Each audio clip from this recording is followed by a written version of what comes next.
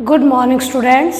बेटा हम लोग चैप्टर फर्स्ट जो कि आप लोगों का शीत युद्ध का दौर था, उस शीत युद्ध के दौर का थर्ड वीडियो तैयार कर रहे हैं। ठीक है, इस थर्ड वीडियो में मैं आप लोगों को पूरी तरीके से गुट निरपेक्षता को, जो कि हमारा नॉन अलाइनमेंट मूवमेंट कहलाता है, NAM, कई बार एग्जाम में आता है ये NAM के नाम से, कि नाम क्या है, इसके फुल फॉर्म लिखिए। तो नॉन अलाइनमेंट मूवमेंट इंग्लिश में, उसी को हिंदी में हम लोग गुट निरपेक्ष आंदोलन कहते हैं।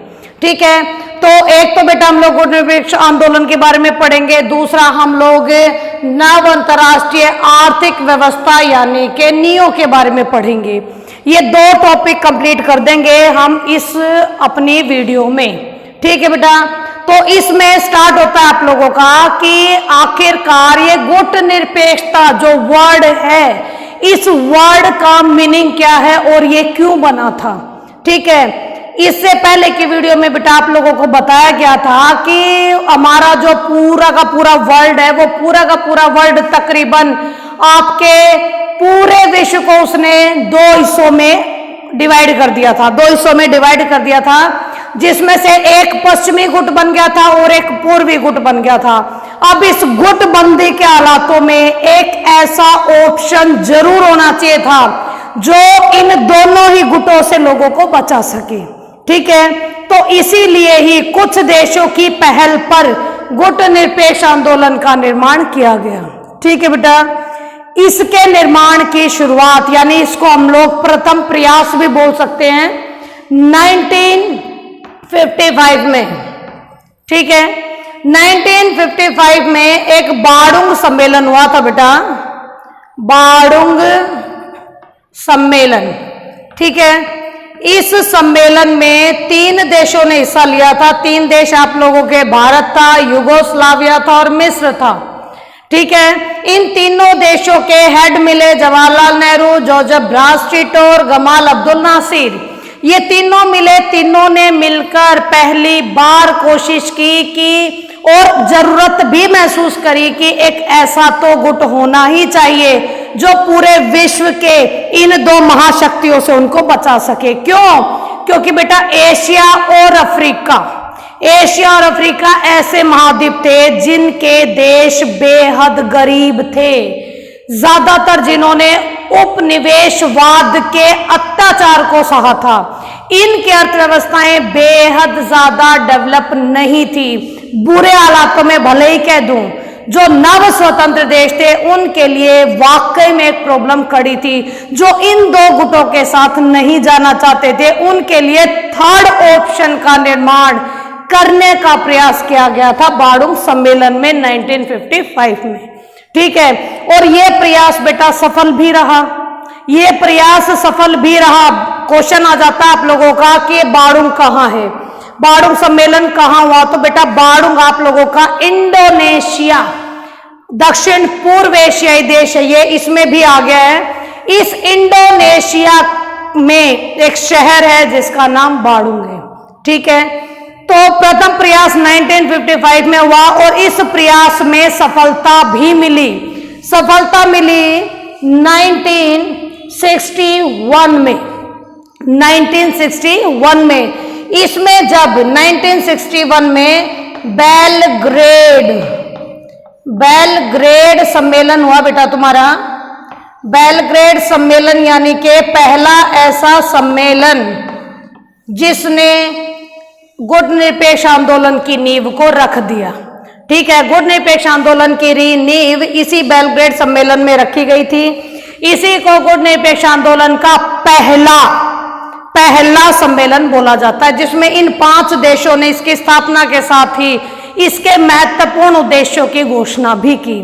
ठीक है, 3 आप लोगों के पहले भी बाड़ुंग सम्मेलन में आ चुके थे, 2 इंडोनेशिया और घाना आने बाकी थे, क्योंकि ये देश 1957 में जाकर आजाद हुए, इसलिए ये बाद में है और ये इसी गुट निरपेक्ष के विभिन्न देशों के साथ मिल गए।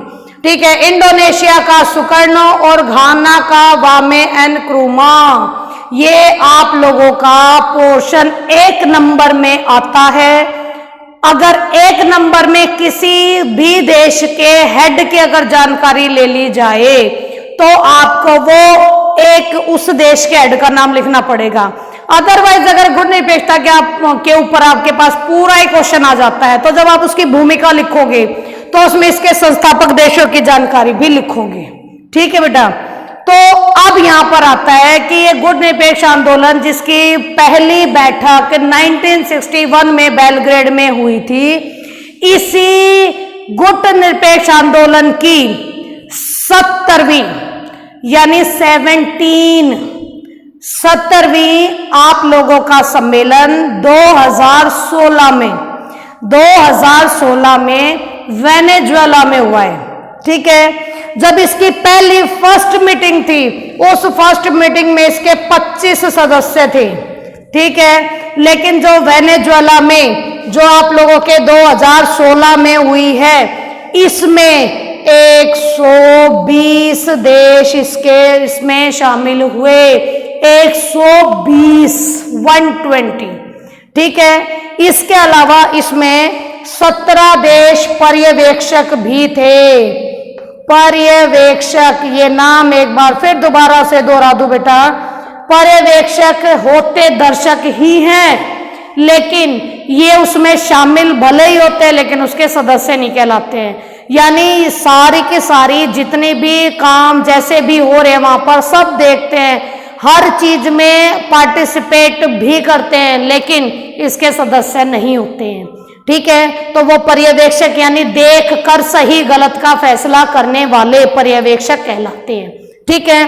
तो ये आप लोगों का गुट निरपेक्षता था। अब इससे रिलेटेड एक और बात आती है बेटा कि जो गुट निरपेक्षता है, ये गुट निरपेक्षता पृथकतावाद है, पृथकतावाद, या फिर ये गुट निरपेक्षता तटस्थता है।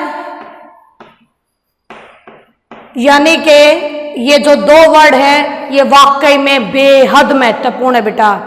पृथकतावाद का मीनिंग होता है बिल्कुल अलग होना, और तटस्थता का मीनिंग होता है शामिल नहीं होना, दूर रहकर बातों को सोचना समझना, और जहां पर जरूरत महसूस हो सामने वाले के बुलावे पर एंट्री करना। ठीक है। तटस्थता यानी तटों पर रहते हुए अपने दिमाग से सोचना, अपने अनुसार किसी भी प्रॉब्लम का सॉल्यूशन देना। ठीक है। अब देखिएगा, इसमें यह कहता है बेटा कि गुट निरपेक्षता जो है वो पृथकतावाद की नीति भी नहीं है और गुट निरपेक्षता तटस्थता की नीति भी नहीं है। यानी ये ना तो पूरी तरीके से वर्ल्ड के किसी भी मामले से हमेशा दूर रहता है और ना ही ये तटस्थता की भूमिका निभाता है। कहीं कहीं पर जहां जरूरी होता है सिर्फ वहां तटस्थता की नीति निभाता है।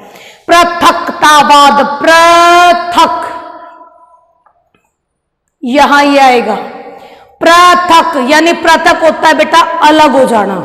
ठीक है। अलग रहना।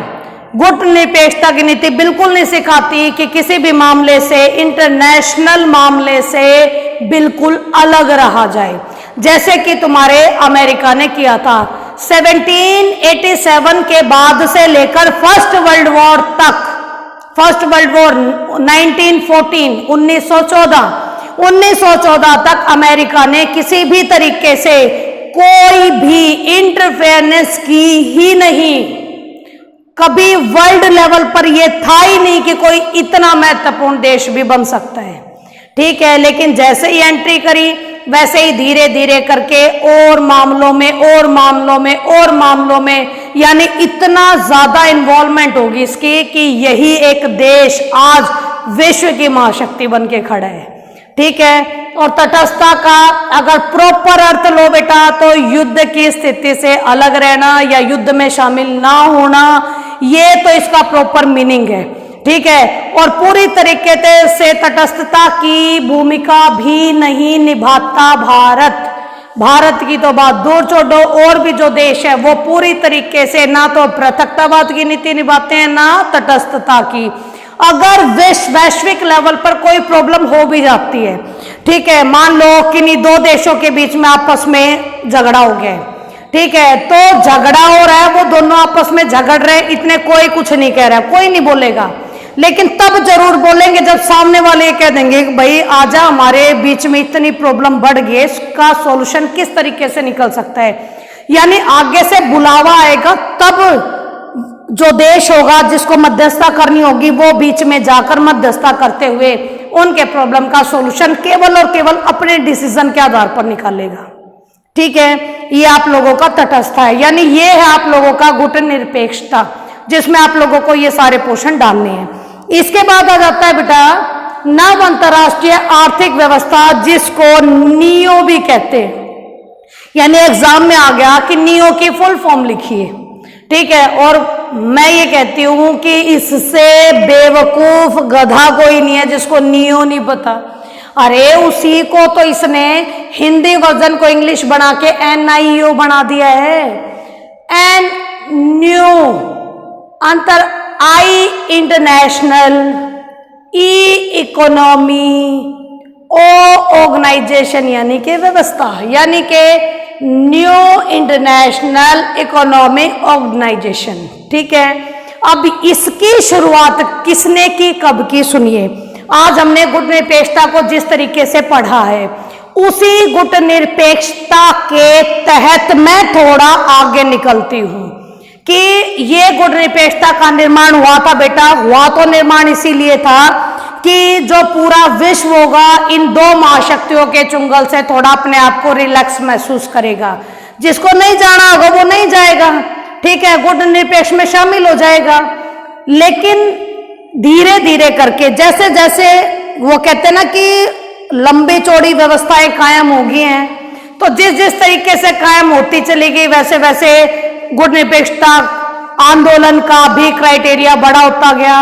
अब ये भी चाहने लगे कि जो इसके मेंबर हैं, जो इसके देश हैं, वो उनके लिए उनकी अर्थव्यवस्था के लिए कुछ स्पेशल किया जाए। ठीक है, इसी को लेकर 1972 में UNO के व्यापार और विकास से संबंधित सम्मेलन हुआ। ये है हिंदी मीडियम, इसी का इंग्लिश वर्जन है United nation conference on trade and development, और इसी का शॉर्ट फॉर्म है अंकटाड।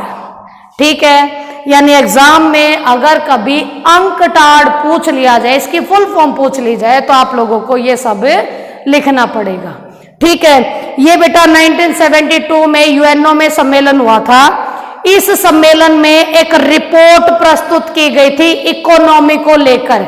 गुट निरपेक्ष आंदोलन में जितने देश शामिल हैं उनके लिए यह रिपोर्ट आई थी, towards a new trade policy for development, यानी कि न्यू ट्रेड पॉलिसी थी ये डेवलपमेंट के लिए, कि एक नया तरीका अपनाएंगे कि हम किस तरीके से व्यापार कर सकते हैं, और इन विकासशील देशों को या कम विकसित देशों को जो गुट निरपेक्ष के सदस्य हैं, इनकी अर्थव्यवस्था को कैसे सुधारा जा सकता है।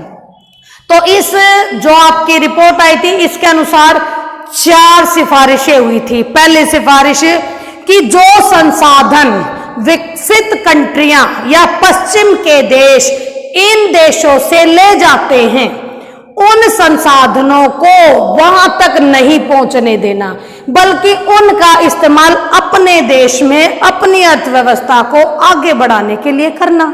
ठीक है, दूसरा था इसमें कि जो भी आप लोगों की टेक्नोलॉजी यानी प्रौद्योगिकी जो पश्चिम के देशों से मंगा रहे हैं ये गुट निरपेक्षता के देश, उसे काफी सस्ता करना, ताकि जितना सस्ता होगा उतना ही इन देशों की अर्थव्यवस्था पर प्रभाव कम पड़ेगा।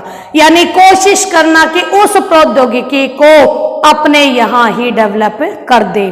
तीसरी बात, जो गुट निरपेक्ष में शामिल नव स्वतंत्र देश है, जो अल्प विकसित है, उन्हें मौका देना कि वो भी इंटरनेशनल मार्केट तक पहुंच बना सके। ठीक है, इसके अलावा फोर्थ, कि कुछ ऐसी एजेंसियों का निर्माण करना जिसके माध्यम से ये कंट्रियां इंटरनेशनल मार्केट तक पहुंच जाए। ठीक है बेटा, हालांकि पहल बहुत बढ़िया थी, ठीक है, पहल भी बहुत बढ़िया थी, तरीका भी बहुत बढ़िया था, ठीक, लेकिन वो तरीका उस तरीके से नहीं मैच कर पाया जिस तरीके से इनको आगे बढ़ने का काम करना था। क्यों? क्योंकि जब विकासशील देशों ने अपने संसाधन रोक लिए, जब इन विकासशील देशों ने अपनी वहां से मिलने वाली प्रौद्योगिकी को अपने यहां भी डेवलप करना शुरू कर दिया, तो भाई जो विकसित कंट्रियां वो क्यों लेंगी इसमें इंटरेस्ट? एक पल के लिए इंटरेस्ट लेना बंद। यानी जो विकसित कंट्रियां हैं उन विकसित कंट्रियों ने विकासशील देशों की अर्थव्यवस्था में इंटरेस्ट लेना बंद कर दिया। 1972 इसकी शुरुआत हुई थी, लेकिन 1980 तक आते आते, यानी कि यहां पर एक सन दे रखा है, सन क्या टाइम पीरियड दे रखा है, 1980 के दशक के उत्तरार्ध में, उत्तरार्ध यानी कि वही बात दोबारा कि काउंटिंग में 5 के बाद की जो काउंटिंग है वो उत्तरार्ध में है, जो 5 की काउंटिंग से पहले है वो पूर्वार्ध में है, और जो 5 है वो मध्य है। ठीक है, यानी कि 1980 के दशक के उत्तरार्ध में, यानी 1985 के बाद, ठीक है, भला होने की बजाय नुकसान होना शुरू हो गया। और जिस अंकटाड सम्मेलन के माध्यम से ये रिपोर्ट प्रस्तुत की गई, ये रिपोर्ट डेवलपमेंट की बजाय घाटे का सौदा बनने लगी। ठीक है, यानी ये बेहद बड़े लेवल पर सफल नहीं हो पाया। ठीक है बेटा, एक ये तो दो हो गया आपके टॉपिक। इसके बाद एक और चीज आपकी कि जितने भी देश पश्चिमी गुट में शामिल थे, जो अमेरिका के साथ था, जो पश्चिमी गुट में शामिल थे, वे सारे के सारे देश पहली दुनिया के देश कहलाए। ठीक है, जो यूएसएसआर के साथ पूर्वी गुट में शामिल थे देश, वो दूसरी दुनिया के देश कहलाए, जबकि गुट निरपेक्ष आंदोलन में शामिल कंट्रियां तीसरी दुनिया के देश कहलाए थे। ठीक है बेटा, आई होप बहुत अच्छे से समझ में आया होगा। 4th वीडियो में अब मैं इस चैप्टर को ही कंप्लीट कर देती हूँ। ठीक है, थैंक यू वेरी मच बेटा। ब्लैक बोर्ड देखिए, कुछ समझ में नहीं आता तो वो भी मुझसे कमेंट करके पूछिए, क्योंकि कमियां तो आप लोग बता नहीं रहे हो, और बार बार कह रही हूँ कि प्लीज बेटा कमियां बताओ ताकि मैं तुम्हें और ज्यादा बढ़िया बना के दे सकूं। ठीक है, have a nice day. Thank you very much बेटा।